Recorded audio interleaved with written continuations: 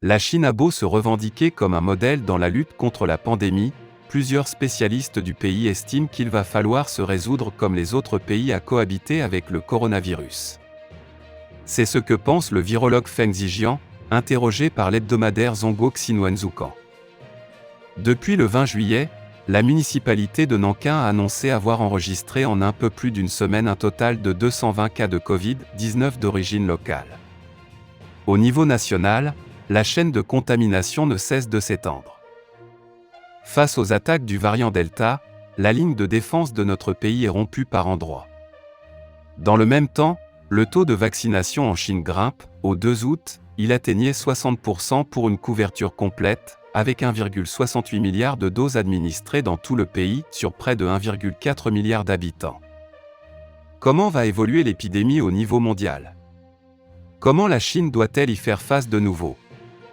Feng Zijian, chercheur au Centre chinois de contrôle et de prévention des maladies, a bien voulu répondre pour nous à ces questions en exclusivité. Selon vous, quelles sont les failles qui se cachent derrière cette flambée épidémique et les mises en garde que l'on doit en tirer? Le coronavirus est très contagieux. Après avoir remporté la bataille contre l'épidémie à Wuhan l'an dernier, la Chine a recensé une trentaine de foyers épidémiques dus à des importations de l'étranger, aux modes de transmission très divers. Leur apparition, malgré les mesures très strictes adoptées visant à empêcher toute importation du virus et rebond épidémique sur le sol national, montre toute la difficulté de se protéger contre ce virus qui s'immisce partout. En effet, une société n'est pas un instrument de précision au maillon parfaitement imbriqué. Cette fois-ci, la transmission s'est faite par le biais d'agents de l'aéroport chargés de nettoyer l'avion d'une compagnie étrangère, infectés par le virus laissé sur des objets dans la cabine par un voyageur étranger contaminé, et qui n'ont pas été détectés à temps. Il nous faut donc réfléchir à des solutions pour améliorer encore les mesures de prévention sanitaire au quotidien chez le personnel travaillant à des postes frontières, tels que les agents de nettoyage. Par ailleurs, avec la poursuite de la pandémie de Covid, l'ensemble de la planète se trouve confronté à un problème commun, celui de la lassitude face à l'épidémie. Si des mesures strictes sont faciles à appliquer sur une courte période, il n'en est pas de même sur le long terme. La société et les individus ont tendance à relâcher leur comportement en supportant de moins en moins bien certaines contraintes, comme le port du masque ou la prise de température. De plus, l'épidémie pose des problèmes croissants en matière de moyens de subsistance dans de nombreux pays ou régions. Il s'agit d'un énorme défi, nous devons donc tout faire pour le surmonter, mais il nous faut aussi, dans une certaine mesure, le comprendre et l'accepter. Vous parlez de lassitude face à la pandémie. Récemment, Singapour et le Royaume-Uni ont modifié leur stratégie de lutte contre l'épidémie, avec une levée des mesures de quarantaine au Royaume-Uni et l'annonce par Singapour de son intention de ne plus se focaliser sur la détection mais de s'intéresser surtout aux cas graves. Que pensez-vous de tels ajustements et de leurs effets sur la pandémie? Tout cela découle bien sûr du sentiment de lassitude face à la pandémie, mais c'est surtout lié à la généralisation de la vaccination. Dans les pays qui la pratiquent depuis longtemps et qui possèdent une couverture vaccinale élevée, on observe clairement toute son importance en matière de transmission de la maladie, puisqu'elle permet de diminuer de manière significative les formes les plus graves du Covid-19, ainsi que les taux d'hospitalisation, de mortalité et de létalité. Bien qu'on assiste à un rebond du taux d'incidence, il faut relativiser, l'ampleur de l'épidémie ne devrait pas faire peser une charge trop importante sur le système sanitaire des pays à forte couverture vaccinale, ni aboutir à une surcharge de leurs hôpitaux, d'où cet ajustement de stratégie de leur part. Alors que notre couverture vaccinale ne cesse d'augmenter, nous subissons les attaques du variant Delta. Pensez-vous que la stratégie chinoise consistant à empêcher toute importation du virus et rebond épidémique sur le sol national pourrait être revue également? Tant que nous ne serons pas parvenus à un niveau élevé d'immunité collective, nous maintiendrons les mesures de prévention actuelles, qui sont très efficaces. Mais il arrivera bien un moment où il faudra prendre la décision de revoir certains éléments de notre stratégie, en particulier le nombre de personnes autorisées à entrer sur notre territoire ou à en sortir, ainsi que les conditions d'isolement et de tests PCR des nouveaux arrivants.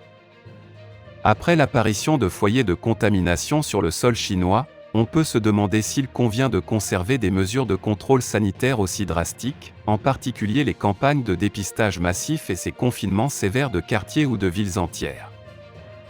Il faut avant tout que notre système de santé se tienne prêt, car, après l'assouplissement des mesures, le coronavirus pourrait encore réapparaître, soit sous forme de pics saisonniers, soit en étant présent toute l'année.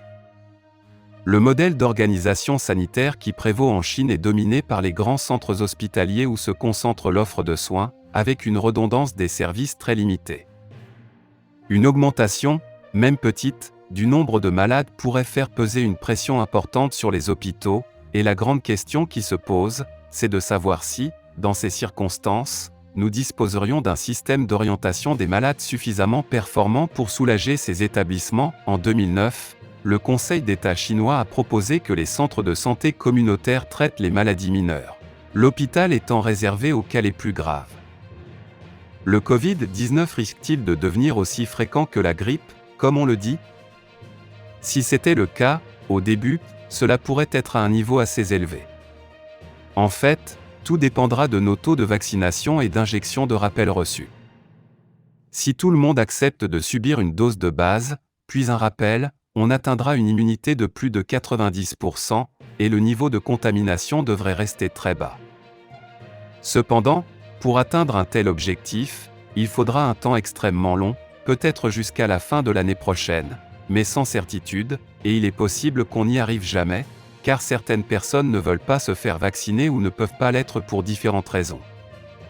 Par conséquent, il faudra sans doute accepter la prévalence de la maladie dans une certaine mesure. L'ensemble de la société pourrait subir quelques tensions, et les établissements de soins être sous pression du fait de l'afflux de malades. Aussi, la seconde chose que nous devons faire, c'est nous préparer au niveau de toute la société à passer d'une stratégie zéro Covid et de tolérance zéro à un certain niveau d'acceptation de la maladie. Au niveau mondial, quelle forme doit prendre le contrôle de l'épidémie pour que cela constitue un véritable tournant permettant un retour du monde à un état d'ouverture mutuelle? J'estime que, pour l'instant, la propagation du virus reste extrêmement forte à l'échelle planétaire. L'évolution de la pandémie va dépendre de 3 facteurs majeurs. Premièrement, le rythme de vaccination, car si les vaccins font déjà sentir leurs effets, c'est surtout dans les pays développés, tandis que la proportion de personnes vaccinées reste très faible dans la plupart des autres pays. Il faut donc que la couverture vaccinale soit élevée dans tous les pays du monde pour arriver à une immunité collective au niveau de la planète. Le deuxième facteur concerne la mutation du virus susceptible de nuire à l'efficacité de la protection vaccinale, en conférant aux variants un profil d'évasion immunitaire, en modifiant la transmissibilité et la contagiosité du virus ou en changeant sa pathogénicité et sa virulence. Cependant, la probabilité qu'un vaccin soit totalement inefficace face à ces variants reste faible à l'heure actuelle, mais il pourrait s'avérer moins protecteur, facilitant la propagation du virus. Enfin, il reste à savoir combien de temps il est possible de maintenir les mesures sanitaires mises en place dans les différents pays pour lutter contre la pandémie. Celles-ci sont de plus en plus remises en question et traduisent un sentiment de lassitude face à l'épidémie. L'Inde en est un exemple frappant. En plus de la propagation du variant Delta, il y a aussi le fait que la société n'en peut plus de toutes ces contraintes.